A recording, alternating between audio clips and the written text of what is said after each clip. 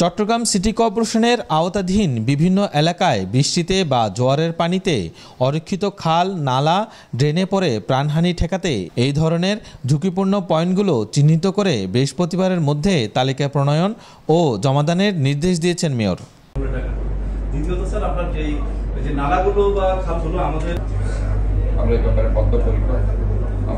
সম্প্রতি ঘটে যাওয়া এক মর্মান্তিক দুর্ঘটনার প্রেক্ষিতে নগর ভবনে প্রকৌশলী ও পরিচ্ছন্ন বিভাগের সাথে আয়োজিত এক বিশেষ সভায় মেয়র বলেন, এই দুঃখজনক ঘটনা আর কেউ দায় এড়াতে পারে না। একজন নগরবাসী হিসেবে ও মেয়র হিসেবে আমি দুঃখ প্রকাশ করছি।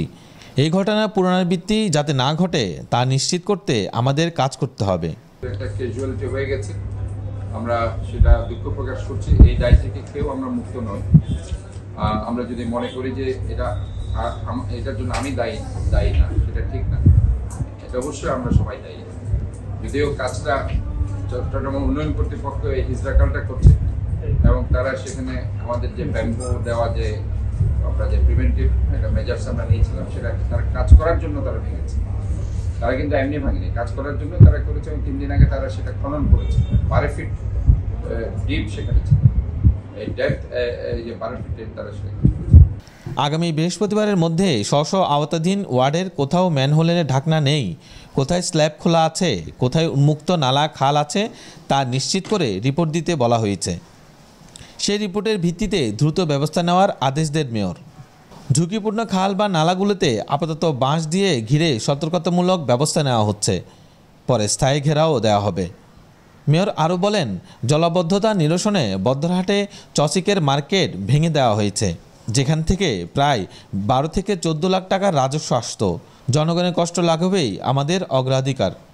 জলাবদ্ধতা দূর করার জন্য বদ্ধরহাটে আমরা ভেঙে দিয়েছি। আমরা প্রায় 12-14 লাখ টাকা রেভিনিউ পেতাম, বাট জনগণের দিকে তাকিয়ে আমরা আমাদের এই নালার উপরে আমরা বিল্ডিংটাকে ভেঙে দিয়েছি, মার্কেটটা ভেঙে দিয়েছি। চট্টগ্রাম নগরবাসীর উদ্দেশ্যে মেয়র বলেন, আমরা চাই না আর কোনো মায়ের বুক খালি হোক। এই শহরে নিরাপদ, পরিচ্ছন্ন, স্বাস্থ্যসম্মত ও বাসযোগ্য রাখতে আমরা প্রতিশ্রুতিবদ্ধ। আমরা এই ব্যাপারে আশাবাদী যে এই বর্ষা মৌসুমে আমরা যেভাবে আমাদের নালা 1600 কিলোমিটার নালা আমরা পরিষ্কার করছি, আমরা খালগুলো পরিষ্কার করছি, আমরা আশাবাদী এই জলাবদ্ধতা দূর করার জন্য ইনশাআল্লাহ আমরা বদ্ধপরিকর এবং আমরা অবশ্যই জনগণকে দুর্ভোগ থেকে অবশ্যই চট্টগ্রামবাসীকে আমরা রেহাই দিতে পারবো। আর যেটা উন্মুক্ত যে ম্যানহোল এবং আপনার বিভিন্ন ধরনের স্ল্যাব যেখানে নেই, আর যেখানে নালা এবং খালগুলো যেখানে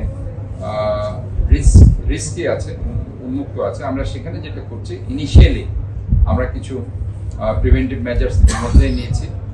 তারপরেও আমি আমার একটা গ্রুপ প্রতিটা ওয়ার্ডে আমাদের যে ইঞ্জিনিয়ার্সরা আছেন, আজকে আমি এই জন্যই বসেছি, আমি তাদের সাথে মিটিং করছি যে সবাই প্রতিটি ওয়ার্ডে গিয়ে যারা যেসব ইঞ্জিনিয়ার যেসব ওয়ার্ডে কাজ করছেন, সবাই একটা রিপোর্ট দিবেন যে কোথায় স্ল্যাব নেই, কোথায় ম্যানহোলের ঢাকনা নেই। এই রিপোর্ট অনুযায়ী দ্রুত প্রত্যেকটা ওয়ার্ডে ম্যানহোলের ঢাকনা এবং স্ল্যাবগুলো লাগিয়ে দেওয়া হবে এবং যেসব নালা এবং খাল রিস্কি আছে, উন্মুক্ত আছে, সেখানে প্রিভেন্টিভ মেজার্স হিসাবে যদি টেম্পোরারি বেসিস হয়, সেখানে আমরা ব্যাম্বো দিয়ে আমরা সেটাকে আমরা প্রিভেন্ট করব। আর যদি সেটা পার্মানেন্টলি আমরা করতে পারি, আমরা যদি যেটা আমাদের একটা প্ল্যান আছে, 21টা খাল আমরা সংস্কার করব। আমাদের প্রত্যেককে দায়িত্ব নিয়ে কাজ করতে হবে।